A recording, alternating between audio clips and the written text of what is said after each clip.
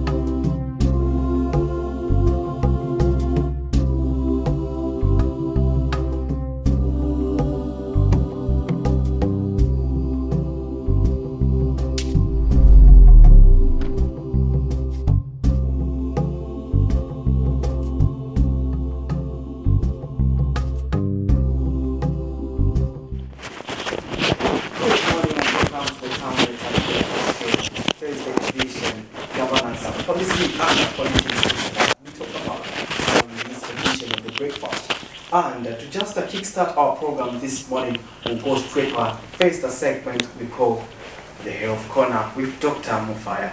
Let's start there. Stay tuned.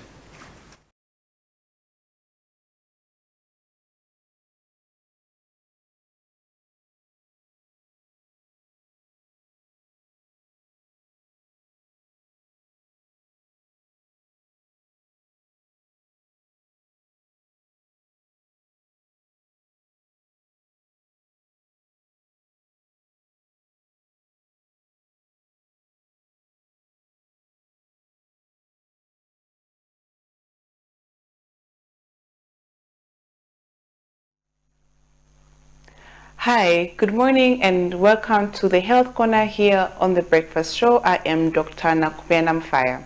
So this week we are talking about tuberculosis, and yesterday we were talking about some of the signs and symptoms of tuberculosis.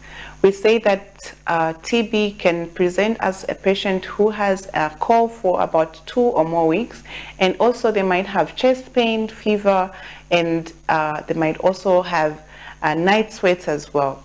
So they would be sweating so much at night such that their bodies or their clothes would get wet, and even their beddings. Then the other symptoms are that they would have fatigue and weight loss as well, and depending on which other parts of their body are affected, they would present as such. So if it's the back, they would have back pain. If it's the brain that has been affected, they would have confusion, coma, they might have seizures, and they would also have a headache.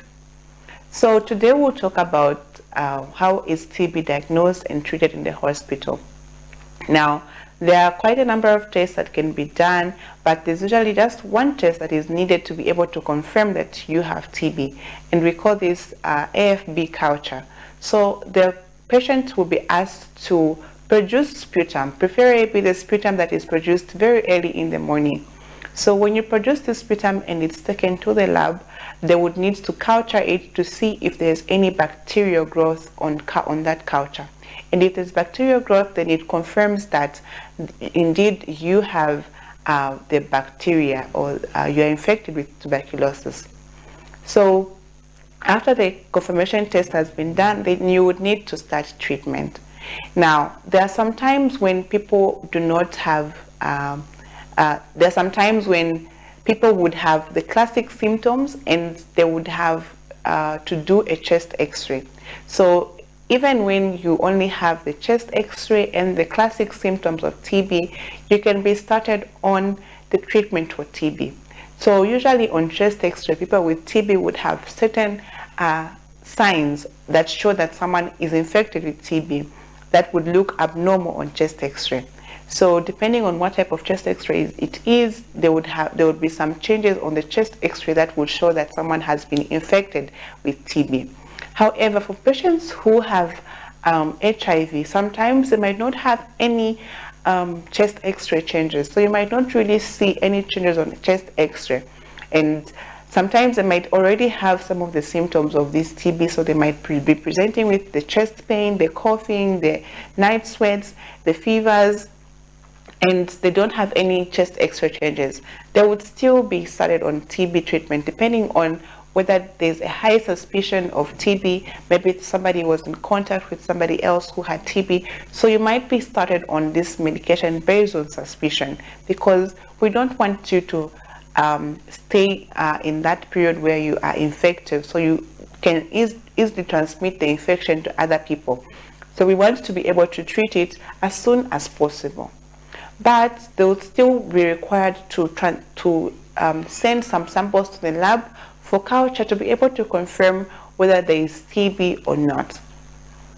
So there's also what we call Gene Expert. Gene Expert is a test that can be done to check if you have TB, and if the Gene Expert comes out positive, also you would need to be started on the treatment for TB.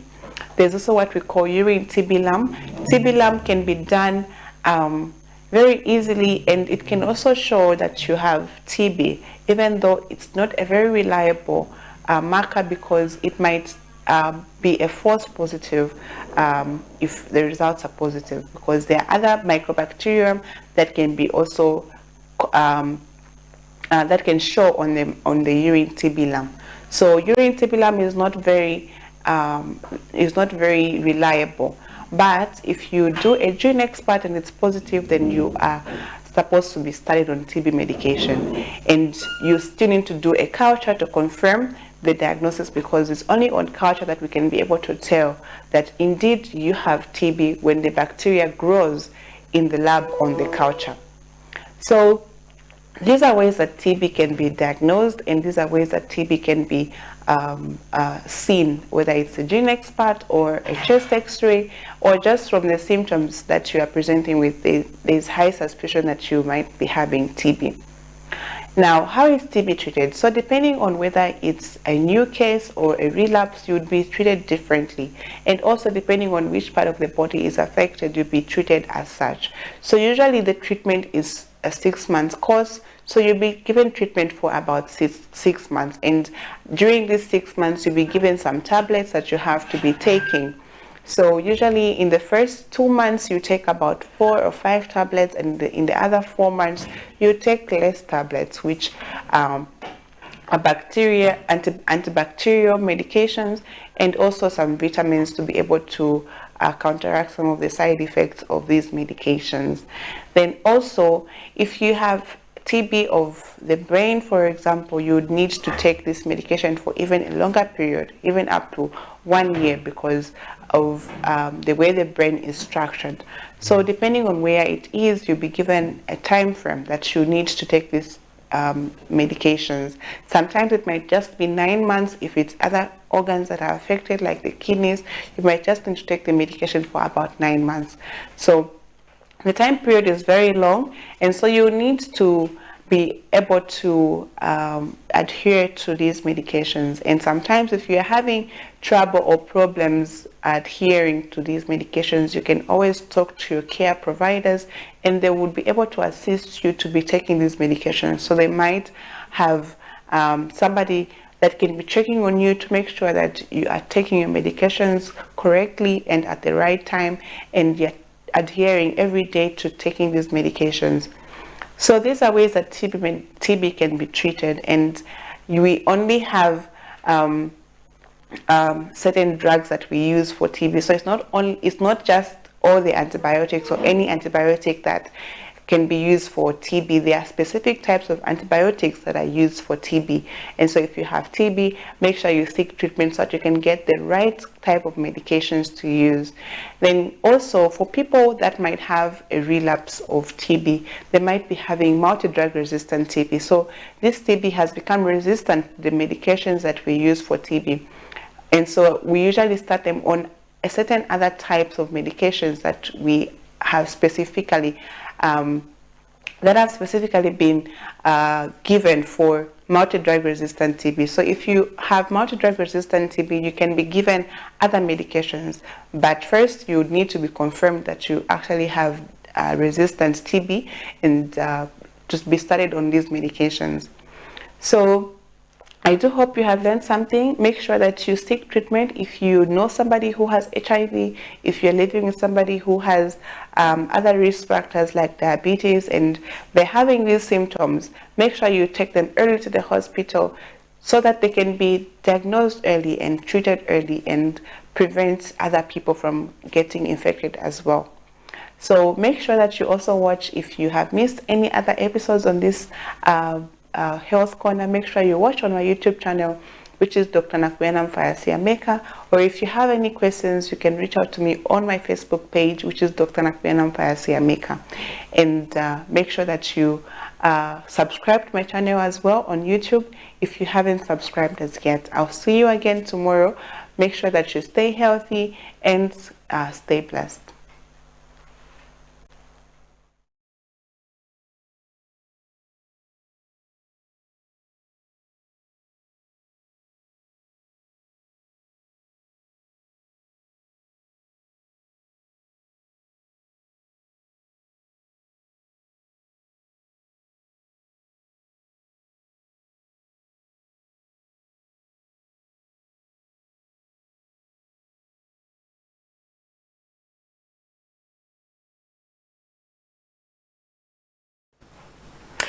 All right, that is Dr. Mufaya there bringing us what she does best in the health sector. Remember that this segment is up for grabs in terms of marketing. If you want to advertise your goods and services, you can sponsor this segment and have your products seen countrywide and beyond the borders. However, you too can suggest what topics you want the doctor to tackle for you. Remember, we always mention to say this should not be strict prescription. If you're feeling something is going wrong in your body and you say, okay, I'll just see it on Camnet TV and listen to what Dr. Mufaya will say, then I'll buy the medication and I'll do, no. These are just tips on how you can identify an illness, on how you can manage it, and how you can just stay a healthy life. However, if the symptoms and signs persist for that particular illness, you have to visit a health center so that a detailed diagnosis can be done on you and the right medication given to you. However, Patrick started the show with the Health Corner. He jumped. No, it was deliberate. It was deliberate? Yeah. Okay, perfect then. Let's go straight into looking at how the kwacha is faring this morning.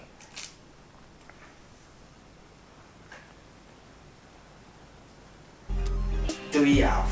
Okay, so this is how the kwacha is performing against other major convertibles. So let's look at the Greater British Pound that is buying at 24 kwacha 59 Ngwe and selling at 25 kwacha 08 Ngwe. The US dollar is buying at 19 kwacha 72 Ngwe and they're selling at 20 kwacha 10 Ngwe. The euro is buying at 21 kwacha 58 Ngwe and selling at 22 kwacha 00 Ngwe, and the South African rand is buying at 1 kwacha 10 Ngwe and selling at 1 kwacha 12 Ngwe. Interesting, Sharon. I had to stop. About the dollar. My heart just said, when I heard the 19, then like the 19. Why? Huh? It was like, hey. What's happening? Exactly. But anyways, our kwacha seems to be appreciating, and this is going down in terms of how the economic fundamentals are, and they are responding positively, and we surely hope that it will continue to appreciate, at least reach 17, 16, somewhere there. We would be grateful as a country, as a people that do business with other countries, Patrick. Yeah, At individual level, I'm excited. Yeah, I know. But yeah, this is good for the country, especially that we've been struggling, especially when it comes to our currency. And this gives us a little bit of sigh of relief because we're seeing that probably we may be heading in the right direction, but I know it may be a temporal measure. But we hope that what is being done by the Central Bank and the Minister of Finance is equally working to help us work on this currency, because the Zambia's economy is actually struggling at the moment, and this is not good for especially for those who earn low salaries, because Low income bracket. It chews your money because you spend more on transport. Yeah. If you have a small bit, you spend more in your time. And at the end of the day, you have less disposable income to attend to other issues. So those are the consequences of an airing economy.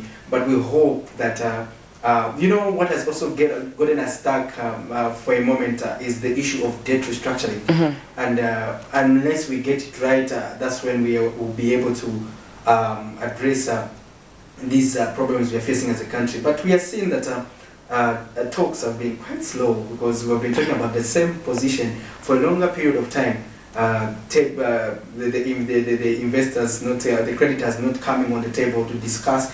We have the issue of the Western debt as well as the Chinese debt, and this is a discussion that is ongoing in the financial circles, and it has also affected the capital markets in that, well, on the aspect of Zambia, the treasury bills, treasury bonds are not performing accordingly, because investors are reluctant, because they feel the bonds may be subject to the process of debt restructuring. That may be part of the discussion. Hence we have seen that relaxation, and this was confessed by the Minister of Finance, Tobeko Msokotwane. So we continue to just hope for the best, because this is Zambia, our country, and we can only hope for the best, especially when it comes to the issue of debt. Remember, debt affects everyone, and it affects the delivery of social and economic programs. So it is important that we manage this. But also, we need to also be careful as a country as we contract new debt, because you see how we contracted debt previously. It is affecting us today. Even this debt will have its own repercussions. So sometimes I always prefer to borrow the sentiments that was a song for then Minister of Finance, and now the current Minister of Science and Technology, Felix Mtati, who was on record several times saying that you cannot spend what you do not have. No. So the simplification of that statement was that live within your means. Exactly. So as whatever resources you can mobilize, or whatever you can do, work within that means. Don't go beyond. Don't go beyond. Because I was just trying to discourage you, because I was foreseeing you getting a loan to get a island. Really? That you're going to save this probably half of your entire life at the moment, because I was saying, no, jeez. Please. How did I get here? Manage your resources, live within your means. Don't spend what you don't have. Start slow, yes. Wow. So I was trying to cushion you. So I want you to start slow, then you eventually go to that level. So I think even at national level, even at personal level, that's how it works. I hear you, Patrick. Yeah. That's how it works, and your advice has been taken. However, you are watching the Cabinet Breakfast. In case you are just joining us, we will be joined later on by our guest this morning to discuss very important conversations that have been happening in our country. And this morning, we are partly talking about the court decision over Mumbipiri and Shebi Chilekwa, who is former President Edgar Lungu's Baba, and he was sentenced yesterday. He wasn't sentenced really, he was convicted. We haven't really heard much about the sentence in terms of how many years is going to serve, if at all he's life imprisonment, or if it's we are yet to give an update on that. We just want to get our figures right. Then, and on that one, before we get the court issues, I would rather we handle them as we get to our next topic set of issues. Okay, that's fine. So that we put also our case into context. But we also had an interesting story from the Minister of Information and Media, Tushika Sanda, who was described as misplaced as sentiments by leader of the opposition in Parliament, Brian Mundubile, that United States of America Vice President Kamala Harris, who recently visited Zambia, should have paid a visit to former President Edgar Lungu, as he is the only surviving former president and father of the nation. Responding to a question from the media Wednesday morning during a press conference, Ms. Kasanda states that the former president actually risks losing his retirement benefits if he does not make his stance clear on whether he's still in active politics or not. The Minister of Information and Media observes that the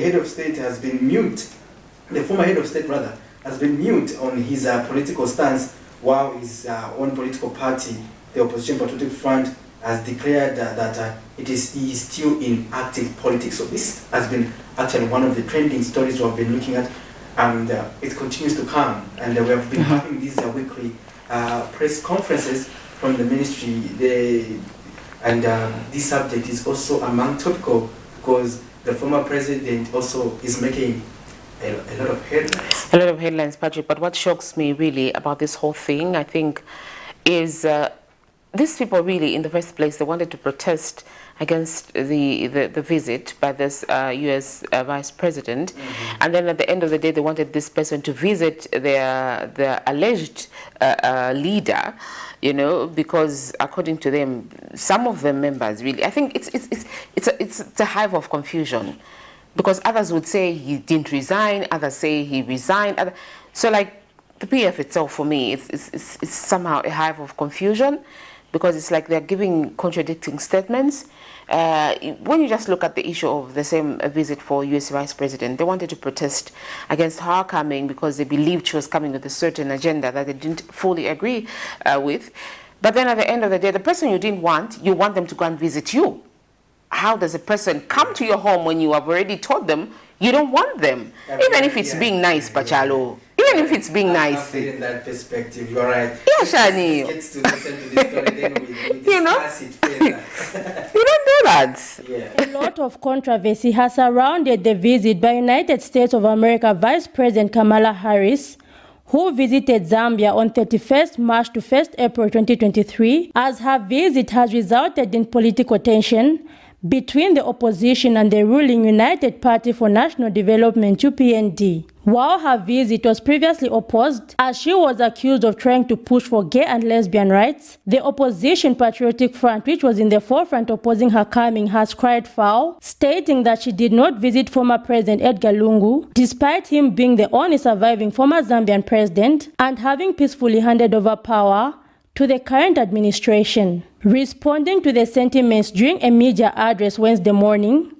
Minister of Information and Media Chushika Sanda says the former head of state does not present himself as a statesman but as an opposition leader. Hence, the UPND did not see it fit for the U.S. Vice President to meet him, as it would mean that she had to meet all opposition leaders. Ms. Kasanda has further challenged the former head of state to come out in the open on his stance in politics if to enjoy his retirement benefits. So if we had him, or if we had Kamala Harris visit the former president, that means we should have opened it up to every other person that calls themselves presidents. We should have taken her to Shontem, we should have taken her to Chilufya Tayali. So because of that, it was not possible. His party has declared that he's in politics, but he has not fully come out and declared it himself. So when one declares that they're back in politics and they are no longer ready to enjoy the fruits of what they worked for, then they're stripped of what they've been enjoying. That's simply what it is. So I think would also get more feedback on the same from the Minister of Justice. Meanwhile, Minister of Technology and Science Felix Mutati, who was speaking at the same press briefing, states that President Hakainde Hichilema's recent visit to Doha, Qatar, will bring many benefits to Zambia, including high-speed internet to also cover all secondary schools, as well as job creation. So the jobs will be countless. The jobs will be countless as a consequence of bringing this investment. When we provide internet to the 1,200 schools, we'll be lifting up the skills of our teachers, probably retraining them. But others we may have to recruit to supplement. Mr. Mutati says the coming development shows that the president's visits are not misplaced, but are meant to bring national development. Zipporah Mshala, Camnet News, Lusaka. Well, there you have it. Quite an interesting story there, followed by Zipporah Mushala. And Madam, you were explaining quite something important. Yes. And I pick into that because, look, you were mentioning the aspect of someone protested, say, we don't want you here. We saw people saying, She did not come here, she had imposed things we do not believe in as a country. After she goes, you change the statement, you say... She was supposed to meet the former... Okay, what is again, that? The other problem I see that they are bringing around the former head of state is that they are not allowing the former head of state to be a statesman with everyone. Because, to live as a statesman. That's where the problem is. And if the PF would give him space and let him live as a statesman and focus on his foundation, I think for me, the former head of state will get the respect that he deserves. Exactly. Because now the PF continues to entangle him in their politics. Because most of the time he's spending with the people who worshipped him. There's no time. There's nothing wrong with him spending time with his people, you know, from the Patriotic Front. But to be entangled into conversations surrounding politics and the Patriotic Front is where the issue is. They can still visit him. I mean, he was their leader. They were close to him for quite a period of time. But then for them to just entangle him all the time into these things, you know... But you know, we have people like... they have these live streams. Okay, I think these things really... people like Arabi. When Mr. Banda stepped down, you know, he wasn't highly involved in the MMD. No. Unless at the time when he wanted... In fact, when he completely stayed away from politics, he just went and lived his life. He would meet the opposition, would meet the ruling party. The ruling party. Of course, he probably... the society, interact with children, interact with the church, you know. But, you know, you find that where the former head of state is, you find that these people will always be with him.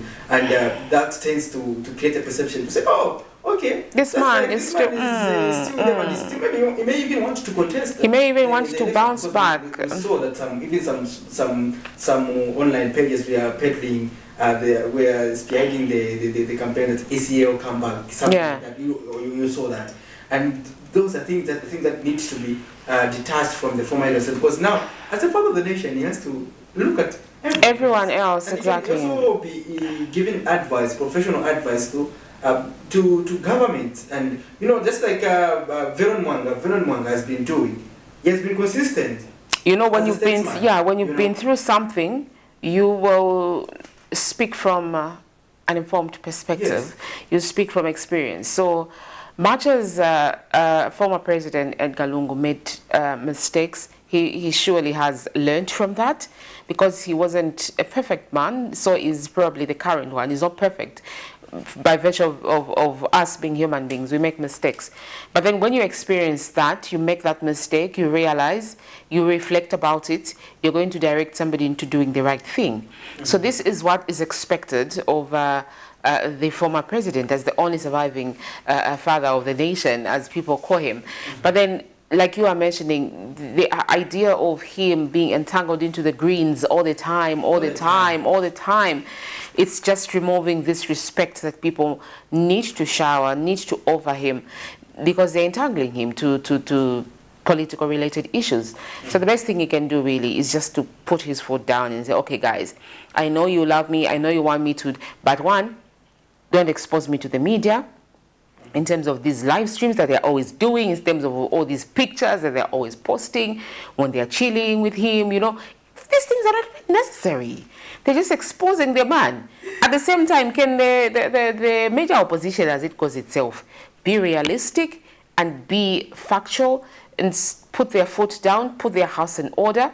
Because there is no way, Patrick, and then I expect you to still come and knock. I think that's chauvinistic, narcissistic kind of behavior. You're right. You know? You don't do that. Yeah. Let's also look at another story where the United Party for National Development and one member of Parliament, Monomopani, has rubbished Zambia Mass Proper leader Kelvin Fubewale's remarks that President Hakainde Hichilema feels threatened whenever people talk about former President Edgar Lungu.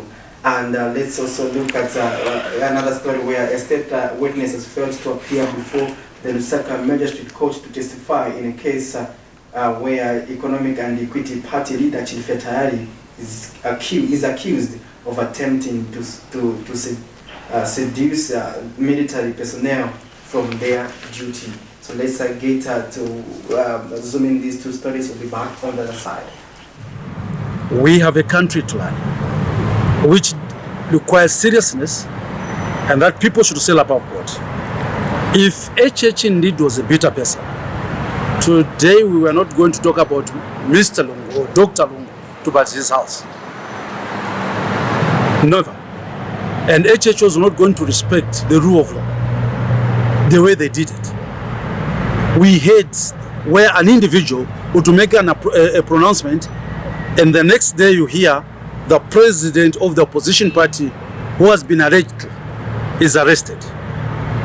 Because to them a constitution was nothing. But because we were founded on a firm foundation of democracy, which is applying the rule of law and all the tenets of good governance evenly. If HH indeed wanted to be bitter because of what they did to him, the PF, a lot of them would have been chooks by now. Now here's the person who is forgiving. Here's the person who immediately, when he came out of prison, made pronouncements, which up to now is still stands on them, that he shall never revenge. He shall never land this country based on what he thinks, but he shall land this country based, first of all, from on Christian values and from the dictates of the Constitution. And people of this country are supposed to be proud of having such a president, because these things are not easy. There are a lot of issues or claims that were committed by the previous regime, but today, or to date, we are still together in the streets of Lusaka. Yes, they appear in courts, but some not, because investigations are still being conducted. The Lusaka's Magistrate Court heard Wednesday morning that witnesses scheduled to testify in the case in which opposition leader Chilfi Tali is accused of attempting to seduce military personnel from their duty failed to make it before court. Wednesday, Mr. Tali, the leader of Economic and Equity Party, was scheduled to commence his trial. However, after making an appearance before the Lusaka Magistrate Court, the prosecution team informed the court that they were not ready to proceed with the matter. The state indicated that the witnesses who were supposed to appear and testify in this matter this morning were out of jurisdiction. This is in a matter in which Mr. Tali is facing one count of inciting mutiny contrary to Section 48 of the Penal Code, Chapter 47 of the Laws of Zambia. Particulars of the offense alleges that Mr. Tali, between the 1st to the 4th of April 2022, attempted to seduce persons serving in the defense force from their duty and allegiance to the president by writing on his Facebook page. According to the court record, Mr. Tali, without lawful excuse, he received an official classified Zambia Army message in contravention of the State Security Act and later circulated the document on social media. The accused had alleged on his Facebook page that the soldiers who used to get paid on time were now calling on him to speak for them. Mr. Tali, who is currently on police bond, was arrested last year on the alleged offense by the police. Trial starts on the 15th of May 2023. Miriam Kaimba reporting for Camnet TV News. Right, those are some of the stories that we ran yesterday and setting the tone for this morning and eventually the course of the day. Patrick stopped me from talking about this, but you know what? This is what it is. Mumbipiri yesterday walked to freedom. Yeah, I just can't wait. Go to that topic, Madam. Let's look at those issues. She walked to freedom, and a lot of her party members were there to offer solidarity. My prayer is that she will stay low-key for now and just recover from all the issues of being behind bars. Of course, I know she had probably better treatment than others, but still, you know, just being behind bars for a year, Patrick, is a lot of time, and we pray and hope that she is in good health and obviously high spirit. We miss her voice, and maybe that was a time to reflect. So you too can have your say on this topic of discussion that we're having this morning. Did the state do the right thing by entering into Enole, or was she supposed to just be discharged completely? Because Enole means that she can be called anytime soon. On Judgment Day. Or Judgment Day, or she can be the whole trial can start all over again, you know. So she's not completely free according to what it means, but she may also just stay free for the rest of her life without being caught for this particular matter. So what's your say on this, really? Did it happened the way it was supposed to happen? Because yesterday was supposed to be Judgment Day, but in the morning she was set free, you know. And a lot of party members were there to offer solidarity. She was very emotional. Maybe we look at that story, Patrick. Yeah, we have to look at that story pertaining to the PF, where they were talking about, they were concerned over the decision by the state to enter into a non-prosecute as opposed to passing judgment on that day. Let's look at this story. We also had reactions from other concerned citizens. We had a reaction from the opposition FDD leader, Edith Nawaki, who put forth her understanding and her perspective with regards to how this whole thing went.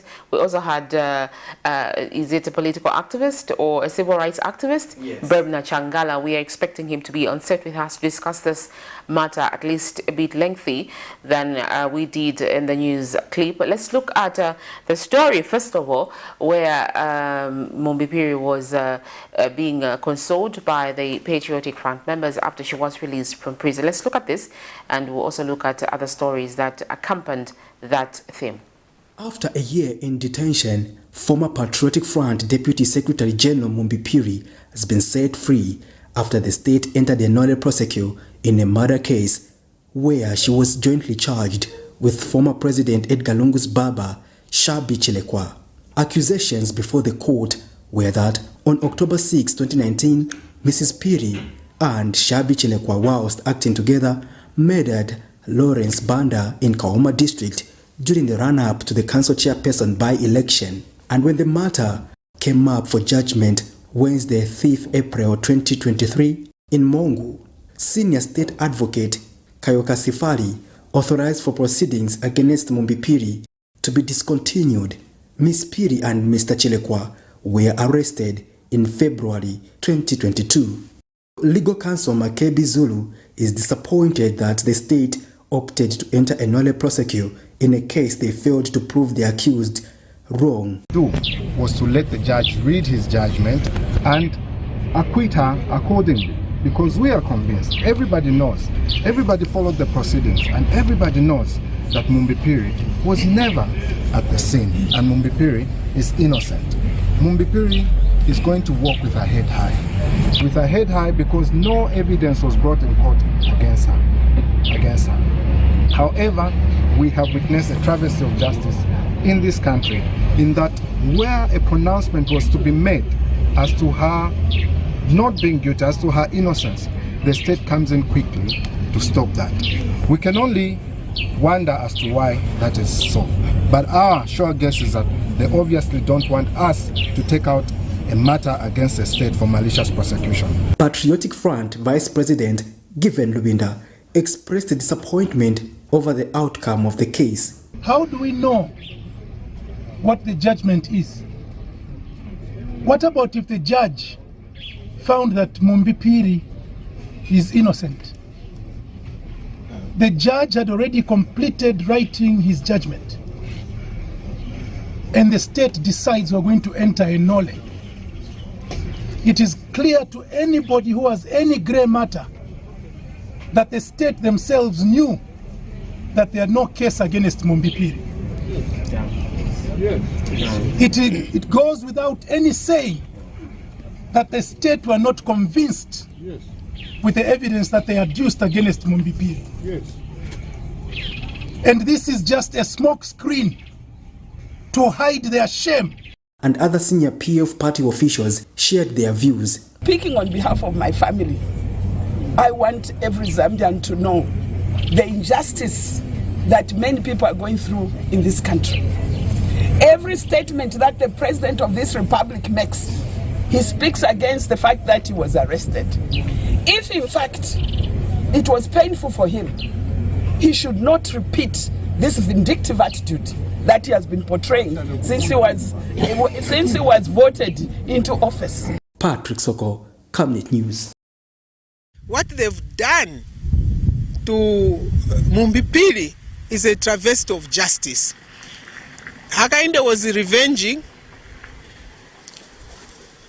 on all the statements that were being made during the campaign, he decided that he was going to revenge on one soul, and that soul is Mumbipiri. I have told people that this Hakainde is very vindictive and vengeance. You can see what has happened. They realized by last night, maybe, I don't know how their systems work, they realized that probably Mumbi was going to be acquitted today.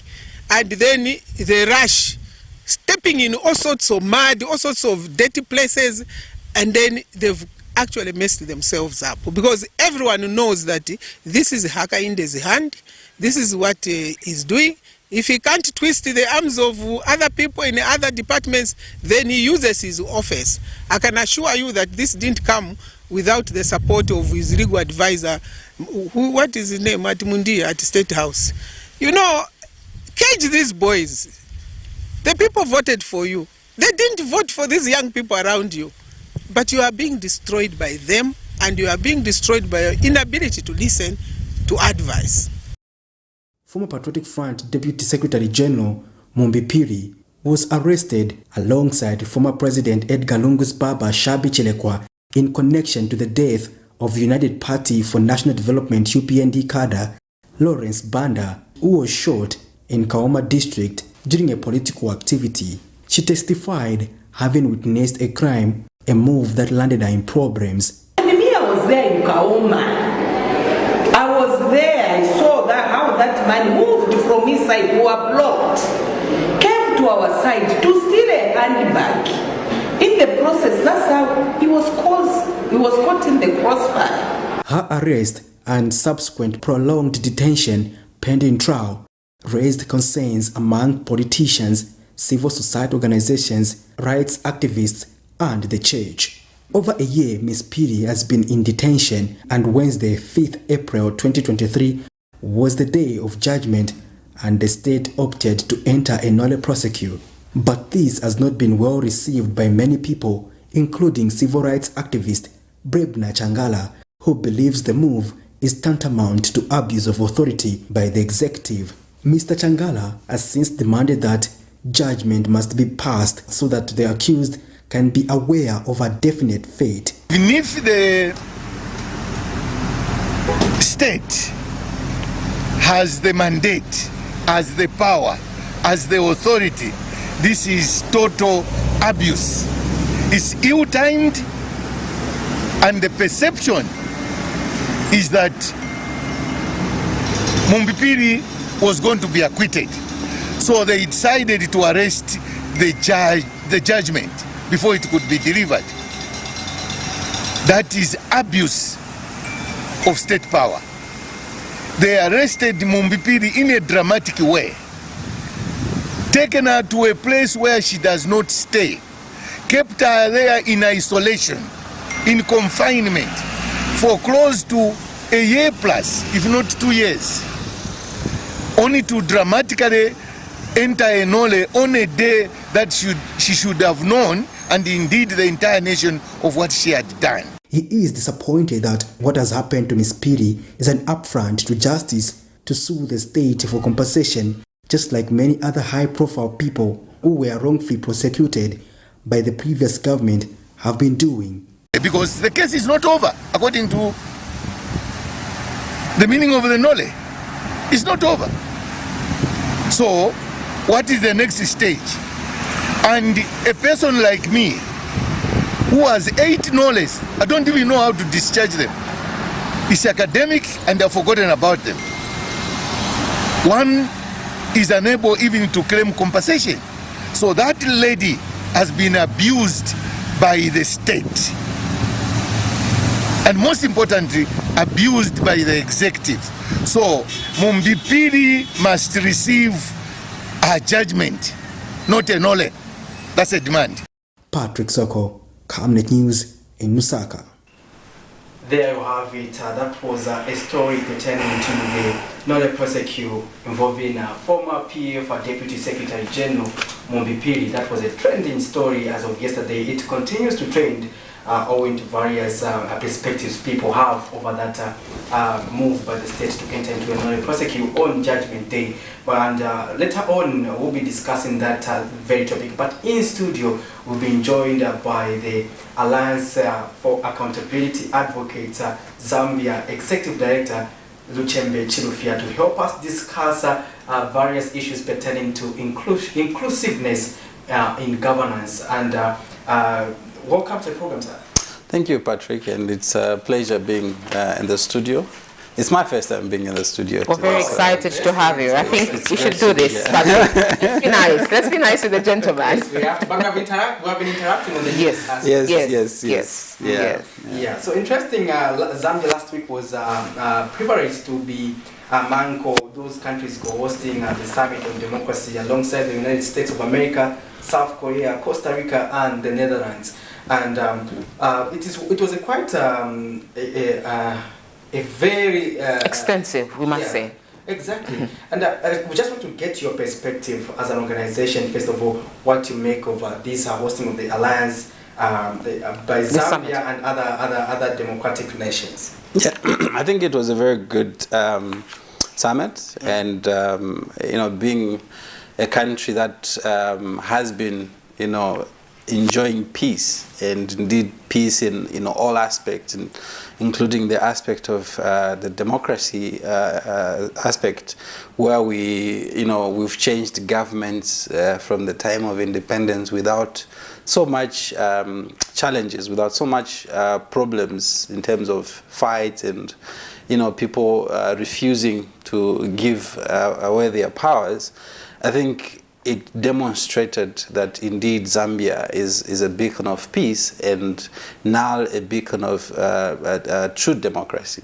Of course, there are a lot of things that we need to look into, and when we were at the summit, I think it looked to be very nice, at that level, at the high level discussion and good things that were coming out. But again, when you go on the ground, you find another different picture in terms of how the reality is, for example, in terms of women and youth participation in decision-making structures, is a different story altogether. If you go into our parliament, women, only about 15% of women representation in parliament. If it comes to youth, the youth are the majority in this country in terms of the population. But when you go into parliament, you only find less than 5% of the youth being in parliament. When you look at how cabinet has been constituted, very few women again, and none of those that are sitting in cabinet would you point to one that you would say is a youth.